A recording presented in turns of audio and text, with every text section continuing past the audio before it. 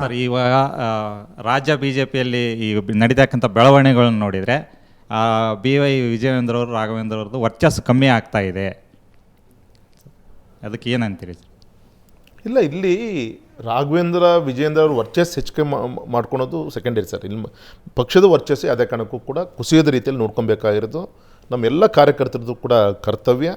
ಒಪ್ಕೊಬೇಕಾಗತ್ತೆ, ಕಳೆದ ಒಂದು ಎಫೆಕ್ಟಿವ್ ಆಗಿ ವಿರೋಧ ಪಕ್ಷವಾಗಿ ನಾವು ಕೆಲಸ ಮಾಡಲಿಕ್ಕೆ 4 ಹೆಜ್ಜೆ ಮುಂದಿಟ್ಟರೆ ಮತ್ತು 1 ಹೆಜ್ಜೆ ಹಿಂದಿಡುವಂಥ ಒಂದು ಬೆಳವಣಿಗೆಗಳು, ಕೆಲವು ಘಟನೆಗಳು ನಮ್ಮ ರಾಜ್ಯ ಘಟಕದಲ್ಲಿ ಇವತ್ತು ಆಗ್ತಾ ಇರೋದು ಎಲ್ಲರೂ ಕೂಡ ನಾವು ತರುವಂಥ ಸಂಗತಿನೇ.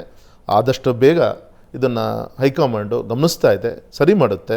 ಯಾಕಂದರೆ ನಿಮ್ಗೆ ಗೊತ್ತಿರ್ಬೋದು, ಅವತ್ತು ಗೌರವಾನ್ವಿತ ಸಿದ್ದರಾಮಯ್ಯನ ಮೇಲೆ ಆರೋಪ ಬಂದಾಗ ಅಂತ ಯಶಸ್ವಿ ಪಾದಯಾತ್ರೆಗಳಾಯಿತು.